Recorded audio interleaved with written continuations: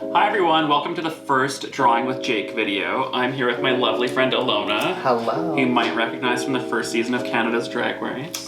One of my oldest and dearest friends. Drawing with Jake is a new segment I'm doing for my YouTube channel where I'm going to be doing drawings while I'm chatting with people I know and like, and sometimes maybe people I don't like, but right now it's someone I do. Love that. You're such a good liar. Yeah, I know. So today I'm going to be doing a drawing of, it's like a cooking show. I already did the sketch because we don't want to be here all day. We have things to do. Why not? I thought you liked me so much. I know, we have a busy schedule. I just wanted to preface that this is a COVID-conscious set and we're here in my studio. I'll hold up. And we're gonna get started. I have a drawing here of Celeste Holm that do you know who Celeste Holm is? Sure. She doesn't know who Celeste Holm is. Celeste Holm is like an old Hollywood actress. She was in All About Eve. She won an Oscar. She's an Oscar winner. Stunning. So for what's an Oscar? What's an Oscar, honey? So we're gonna throw up the image that we're referencing for this, and then we'll go from there. So I have my drawing here. It's penciled in. Can we get a shot of it while it's just the actual, before it's touched? Like first when I'm actually drawing, I try to lay down the main ink work. So I have one of my favorite pens here. It's just like a brush pen. And I'm gonna go through and do the outlines. So Ilona, what is new in your life? Just trying to stay sane. Thankfully here in BC, we're very lucky. Our restrictions aren't as crazy as some places. I mean, I guess depending on how you look at it, that might not be that way. But I can leave my house. I can go to the mall with a mask on, obviously. But it's been nice getting to find creative ways to stay entertained. Like going for walks again, going for hikes. Got wrapped up in nightlife so much over the last few years. I feel like I never get out in nature anymore. Yes. And growing up, I grew up on Vancouver Island and between my reserve in Lytton. And I was in nature a lot. And, going hiking again has really opened my eyes to how much I missed actually being in nature. I was like, oh, I forgot how pretty trees actually are. And the sky's blue. Did you know that? It is beautiful. I'm so used to looking at my phone. I'm like, what? Yeah, so it's been nice to get outside again and do the nature thing. Spend some time getting back to the nature of things. Yeah. I feel like, I don't know, with nightclubs and stuff, it does get so, I feel like I kind of quit going out. Even before COVID, I canceled myself from that scene. But besides drag carnival, besides the events that I throw, I'm not one of those supportive people that goes to other people's shows. I mean, I remember back in the day, I would see you at all the shows. I know, I put in my time, I did my time. Yeah, you had your moment and then got over it. That's fair. See, I feel that because by the time I'd moved to LA, I had already been almost a year off nightlife. Yes. And then going back to LA, I was like, oh, I actually have to rhinestone the back of my outfits now. I'm not just taking photos for Instagram, I'm going to the club again. Yeah. So it was like relearning how to go to the club, and then just as I got back from filming Drag Race and moving back to Canada, COVID started happening. So I got a good month back in the clubs here in Vancouver, and then that was canceled. Before the world ended. Yeah, so I never thought I would say that I miss Vancouver nightlife, but I miss Vancouver nightlife so much, as much as nature's great. We've had a year of that now. You are kind of like a polarizing figure in the Vancouver drag scene, as far as... that's a creative word. I'm a bit of an outsider from looking in. I see a lot of people are like, oh, I hate that bitch. And then you being like, oh, I hate that bitch. Okay, here's the thing. Me 2 to 3 years ago hated a lot of bitches. Yes. A lot of bitches in the city. Growing up, over the past year and a half, I've learned that life is too short to be hating on people, and I put a lot of work into just, understanding it's fine that you don't connect with certain people and you don't have to make anyone like you, and it's fine to just move on. If it's not a natural thing, then don't fight. Yeah, you don't need to have closure in a toxic relationship. You can just end it. Just cut it off. Cut it off. So I've been doing a lot of that and realizing I don't owe anybody anything. And what I always say is that even on your cloudiest days, the sun is still behind the clouds. And you gotta find the little rays of sunlight every day. So chicken soup for the soul. It's very not. Oh, not chicken soup. You have changed, girl. I changed. I'm a nice person. I've always been a nice nice person, but now I'm just a more understanding person. Yeah. In my own thought process and how other people view me. And I think that's been the coolest thing about being on TV is that I've heard how other people view me now very loud and clear. Thank you, Reddit. And, you know, I don't like being the topic of Reddit threads, so I've learned to get my act together. So you're lucky you didn't really get like a villain edit, though. Not as bad as some girls get it. I mean, here's the thing. I walked into Drag Race being like, I want a villain edit. I'm a cunt. Like, I am so rude. This is before you grew up. This is the old you? After, like, episode 2 was done filming, I was like, okay, so we're gonna backpedal, and I'm a nice girl. I'm gonna be the good girl now. And, yeah, actually, the episode I got eliminated, I was running around in the morning helping everyone, like, fix their wigs. I styled Lemon's wig for her. I restyled Priyanka's because it fell apart. And I was, like, running around helping everyone. I was, like, doing Rita's tattoo cover. And one of the producers came out and was like, you need to stop doing that. The cameras aren't on. And I was like, stop being a nice girl. Like, oh my god. And so then the cameras turn on for the day, and he's like, okay, now go do that stuff again. And I was like, what? And he's like, go be a nice girl again. I was like, oh my god. So I go and I'm pretending to like do all this stuff for everyone, and I'm like, okay. In my head, I'm picturing this like super cute montage of me being like a real nice girl, like helping everyone. I'm like, okay, like this is exactly what I needed to like redeem myself from yelling at Jumbo in episode 4. And anyway, so obviously none of that made TV. No. So I didn't get a nice girl edit, but I didn't technically get a villain edit either. Like so neutral. I mean, you know, it was what it was. I feel like when I went to film Drag Race, I was so in my head about how people I knew were gonna perceive me, and the local Vancouver drag scene. I really wanted to prove that I wasn't the disaster I used to be. Yes. And I feel like that just made me get in my head and made me not actually be able to be the person that I was then, you know? And I was like kind of being a character still. Yeah. When you say disaster, do you mean like partying too hard and like getting fucked up and like that kind of side of things? Not necessarily. Or? I just mean like mentally, when I was doing drag in Vancouver and I was having all my beefs and stuff, like I was not in a good headspace. I was really struggling with my cultural identity, my gender identity. I had literally no idea who I was. Yeah. And I only had drag, and doing drag all the time in the nightclubs, drinking a lot, was not a good way to help me find myself. I don't know, it's very big of you to change your ways and to kind of acknowledge that. And I feel like it's kind of a big growth moment to see past that and just to like move past it. And do you feel like with some of those people that you've buried the hatchet, like, and you're good with most people now? Yeah, here's the thing. When I came back from filming Drag Race, you know, obviously we don't tell anyone that we're on, and it's top secret and NDAs, but everyone knows. You know, you don't just disappear for a month. Open secret, yeah. And, you know, so everyone was coming up to me trying to, hey, do you want to talk? Do you want to refollow me on Instagram? And I was like, not really. Because they knew it was coming. You know, yeah. And there were a few burnt bridges that I had the opportunity to mend.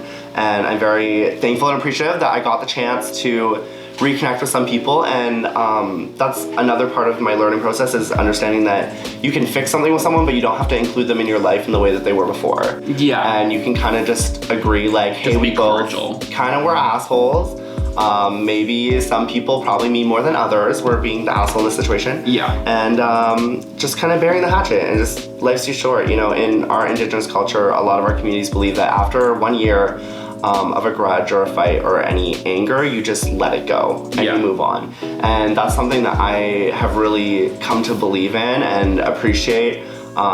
That life is too short to be holding grudges, because not only are you hurting someone else when you're doing that, you're hurting yourself, because holding anger in all the time, it's damaging, and it like prevents you from being a good person, because there's just this well of anger inside of you that builds up, and eventually you don't even know why it's there. It's just there, and you're just lashing out all the time. And you're just that hateful person. It's not cute. So as far as Drag Race goes, we can stop talking about it soon, but how did you feel about your representation as an Indigenous person and that kind of platform that gave you? Totally. For me, getting on Drag Race was always my dream. And then once I actually got the call, like, congrats, you're on, I was like, okay, but wait. I was like, I don't want to waste this opportunity just being selfish and using it for myself. And, you know, I could have gone on Drag Race and done the white passing thing, as many of queens have done before me. But that's not what I wanted to do. I wanted to use this opportunity and use the platform to do something important and be a representative for Native people, because growing up, I had no one to watch on TV that was like me. And because of that, I was scared to find out who I was, you know, because in my head, I was seeing, you know, Indigenous people don't make it in mainstream media, and I didn't want that for myself. And in high school, I ended up doing the white passing thing and pushed myself far away from my culture, which I regret, and it makes me sick to my stomach that that's something that ever happened to me. But unfortunately, a lot of people who are white passing end up experiencing that distance from their culture. And so I'm very thankful that when I started getting into drag and I was coming out, I met my drag aunt Jaylene Time, who is someone who really is just amazing, you know. And she opened my eyes to how beautiful Indigenous culture is, and that you can be successful as an Indigenous person, and not to listen to mainstream media or society or what people are telling you. Just be proud of who you are, be proud of yourself. And my relationship with Jaylene really helped me find myself as a two-spirit Indigenous person, and all of these things I felt inside of myself that were, you know, at a disconnect, were finally connecting, and I was finding myself. And so getting on Drag Race, I wanted to be the representation that I wish that I had.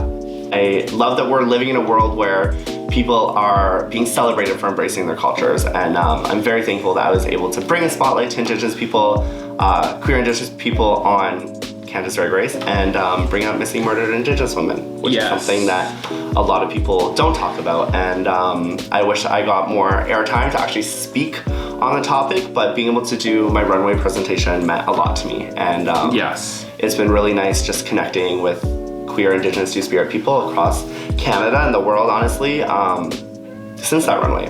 And we have really cool. a lot smaller of a platform to talk about it, but we can talk about it now. It is a crazy issue in Canada, and it is not discussed a lot in the media because there's the concept of the less dead, and it's a really sad concept, and it's something that really should be touched on because people just don't care about some people's lives as much as other people's, and then it doesn't get media attention, and it's a cycle it perpetuates, and it's horrible. Yeah, Canada has a really bad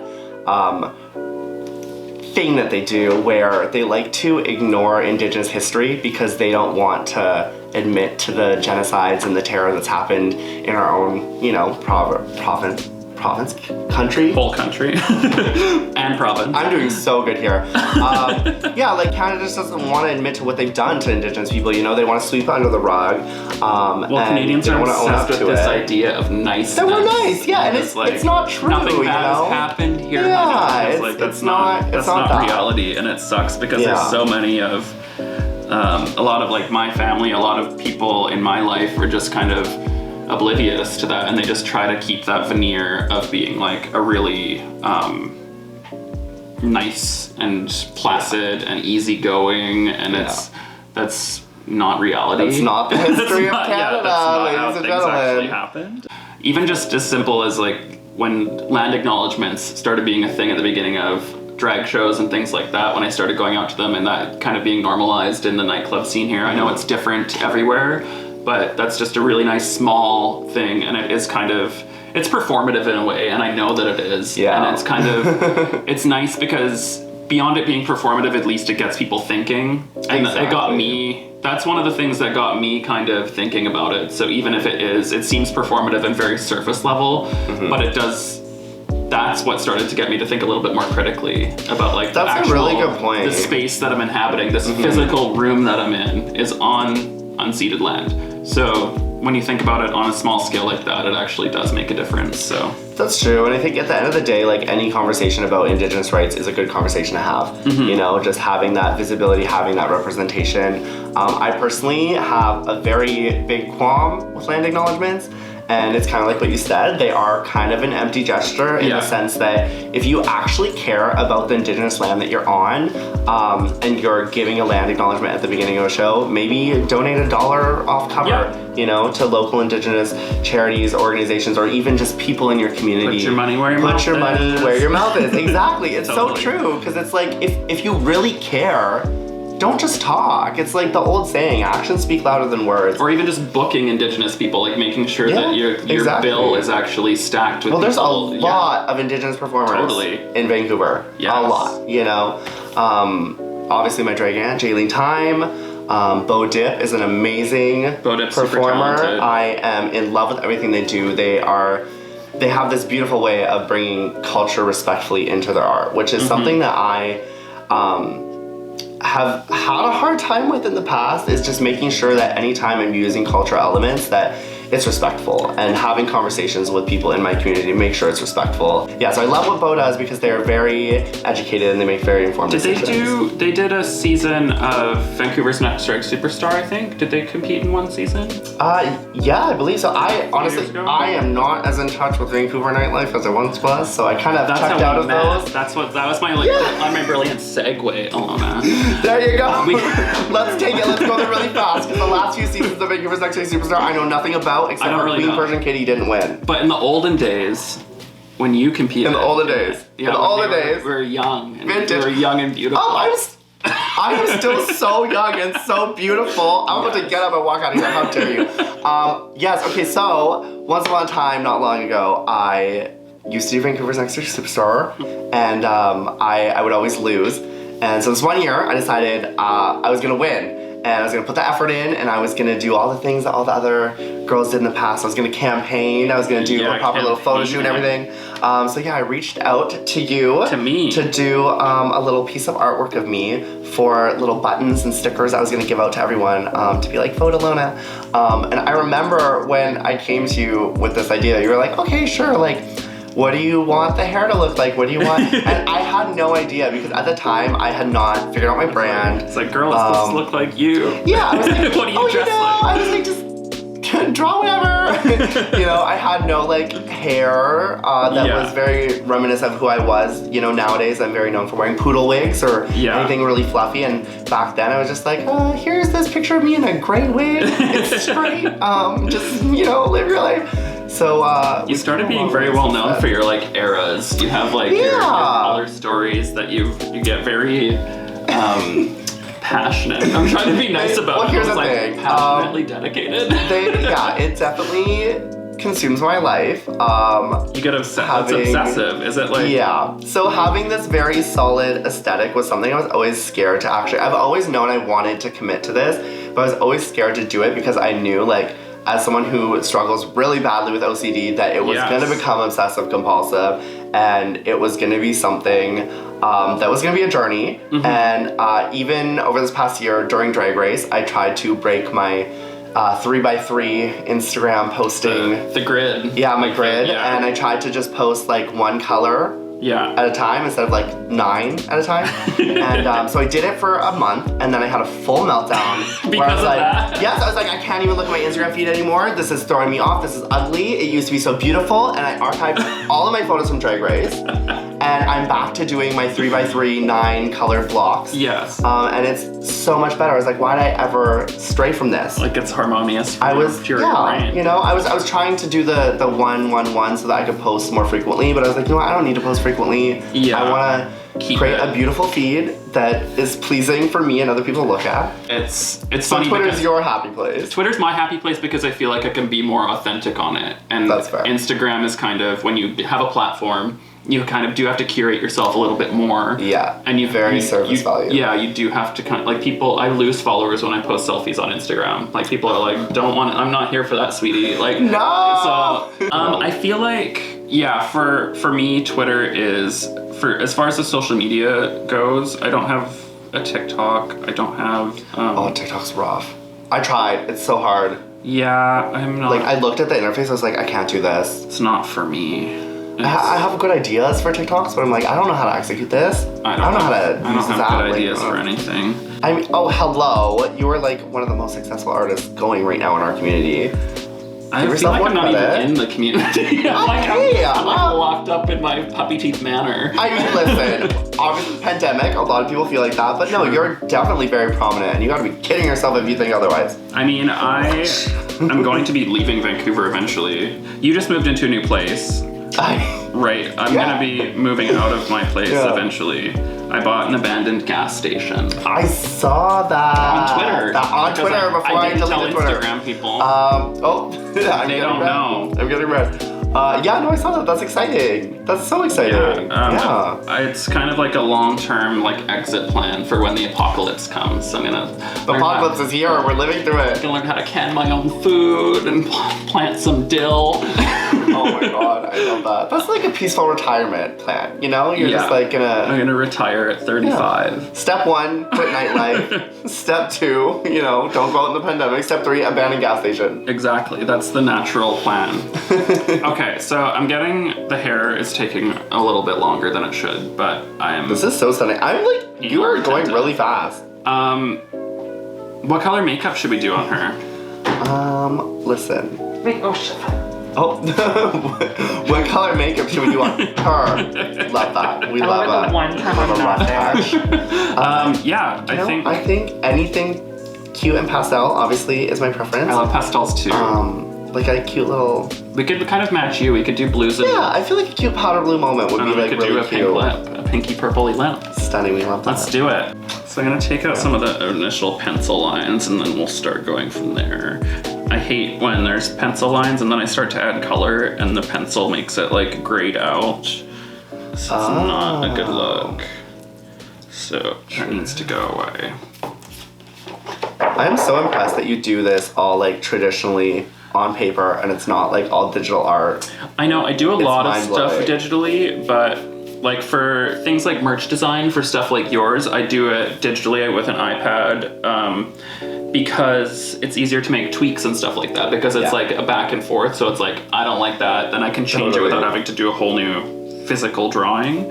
But for the most part, I am a traditional artist and I do like making physical objects that people can hang on their walls, that kind of thing. I love that. I still have the original from the VNDS little vote for Ilona thing. I still have it, and it's still in the same little plastic slip thing. I actually literally found it today. I was trying to find like a pair of high heels to wear, and I was like rummaging through my closet, and I had it like pressed up against the wall, like with a pair of boots holding it up so that it was like not getting bent. Hidden. And I was like, oh my gosh, there she is! How funny! Like sharing an appearance.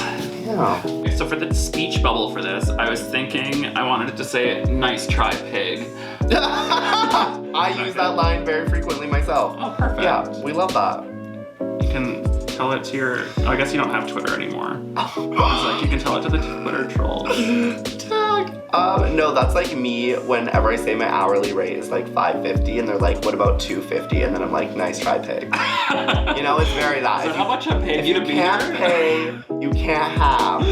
That's so funny. Yeah, that's the situation. Yeah, I'll send you the invoice later. No, just Girl, I'm gonna get a rub and tug for that rate. That is not a guest appearance on my YouTube show with no followers. One of my tricks when I fuck up is actually using sandpaper to sand off, and on the paper? Yeah. What? To like sand it off because I dropped my pen on this, so now I have to take it off. So I'm actually gonna like. And the paper doesn't just launch? Well, it's like. What? I'm so amazed. I usually use like thicker paper, but you can actually just. That's so cool. Literally sand it down and then. Okay, so magic moments in life, watching Amanda LaFleur kiss something and watching you sandpaper something off the paper. Watching me erase mistakes. Okay, so I went ahead and put some dry pastel on. That's how I color a lot of my drawings. And it's kind of basically like the principle of eyeshadow. So I just kind of like blend it in. Oh, she's serving. I know. We love a good blush moment. The good thing with most dry pastels is you can like, I usually lay it down and then like pull out highlights and stuff like that from it. So I don't know much about makeup, but I feel like when I'm doing this that I'm doing their makeup. Yeah, well you are, hello. Yeah. Yeah. Hey, that's the thing about makeup, there's no rules. If it's on your face and it looks cute, you did a great job. You know? That's true. I still use my finger to this day for certain things. Like sometimes you just need the finger. Yeah, the finger is good. I have like blending sticks, but I don't. I like the actual pastel more. Most of these ones are watercolor pencils that I'm using, so these ones I'm gonna hit with water and then blend them together. Oh, cool. I know, I'm wondering if she's like deranged enough looking for one of my drawings. I'm like, does she have to be a little bit more cuckoo looking? I'm like, just gonna find a brush. I like the amount of color that you're using on her. Thank you. Yeah, I try to do, I think people know me from doing black and white stuff over the years. And when I was in art school and stuff, like I went to school for like painting and all my stuff was always very colorful. And then I kind of started doing this like more graphic, like just black and white line work kind of vibe. And that's what I got known for. And I'm trying to kind of like find my creative roots, and I've embraced color again, and I'm kind of trying to shove it down my audience's throat, whether they like it or not. No, it's fun. I like the color. Yeah, because I generally know a lot of your work to be more black and white for sure. Yeah. So it's fun seeing a more colorful side. And it's fun because color is, like, I enjoy color theory and kind of things complementing each other and making images look way more dynamic. Totally, yeah. It's easier to pull out like more depth with more color. Yeah. Okay, I actually do think I'm gonna make some of the teeth yellow. Wow, she is turning out to be just like me. Oh my goodness. Well, that's the one thing that people always read me on is my horrible teeth. And here's the thing, I am well aware I have horrible teeth. I'm not trying to fool anybody. I don't even edit it anymore. I'm like, yeah, my teeth are fucked. But if that's all you can read me on, that's great because I'm so stunning. Yeah. Otherwise, if you can't read me for my art, you have to go to the teeth. Yeah. Doesn't bother me.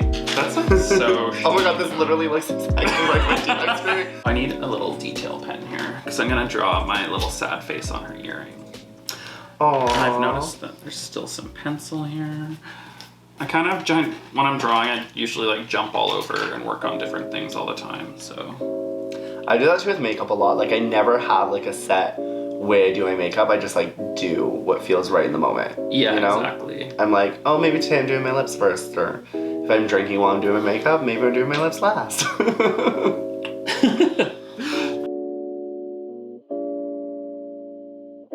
I'm so excited to do Drag Carnival again when I can do it. I miss doing that because that's my kind of like one outlet into like the nightlife world in Vancouver now. It was such a good event because it wasn't just like a basic drag show. It was like something iconic. Like people weren't just doing drag numbers; they were coming up with big concepts like and actual stage performances, which I loved. So yeah, no, it was. I'll never forget watching Cleopatra Compton strip out of the pink gorilla suit. The gorilla suit. Oh my gosh, and then perform ape shit. Oh my gosh, that was iconic. Iconic moments. I love Cleopatra. Yeah. She's so iconic. She's the one. Jaylene did a really great performance for the Amanda Lepore show too. And Rubber Child, Rubber has done some really great. She did a monkey suit too actually and did The Bad Touch by the Bloodhound Gang. Oh, word. Which is very Rubber is so funny, I love her. Cute. What a stunning woman. I think she's done. Cute. And then once this is all dry, I'll spray it down with the fixative and she'll be good to go. Cool. Amazing. Well, thanks everyone for tuning in. Yeah, thank you for having me. If you're still here. Oh, hello. I mean, what if they just fast forward and this is where they're starting, they're watching backwards? The future's now. You just gotta assume that they watch the whole thing. You should watch this in order or you're not gonna know our funny stories. There you go. You're not gonna get it. You're not gonna get it. Okay, anyway, stay tuned for the next one. Do you have a Patreon or anything to support? How do we give you money? Hey, I have a PayPal, and that is paypal.me/ilona verley. ILONAVERLEY.